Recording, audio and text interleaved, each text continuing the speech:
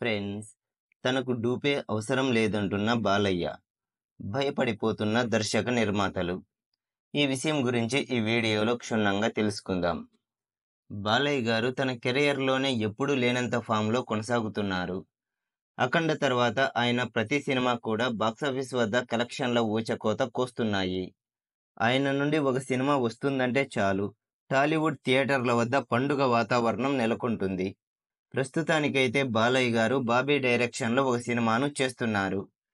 Dual రోల్లో నటిస్తున్న బాలయ్య గారికి ఊర్వశి రౌతేలా, శ్రద్ధ శ్రీనాథ్ హీరోయిన్లుగా కనిపించబోతున్నారు.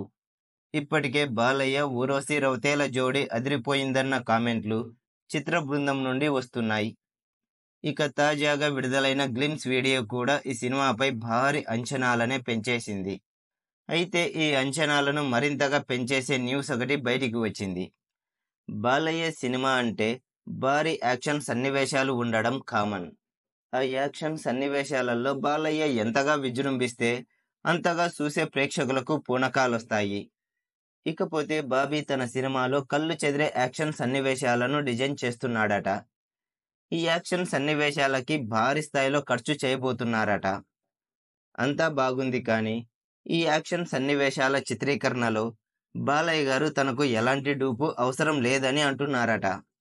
ప్రస్తుత కాలంలో యంగ్ హీరోలు కూడా చిన్న చిన్న యాక్షన్ సన్నివేశాలకే డూపులను వాడుతున్నారు.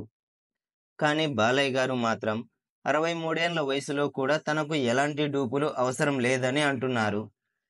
చాలా రిస్క్తో కూడిన సన్నివేశాలలో కూడా బాలయ్య గారు తానే స్వయంగా పాల్గొంటున్నారట. దానివల్ల ఆయనకు గాయాలు కూడా అవుతున్నాయట. కానీ వాటి గురించి బయటికి పెద్దగా చెప్పడం లేదట. దీంతో దర్శక నిర్మాతలు భయపడిపోతున్నారని వార్తలొస్తున్నాయి.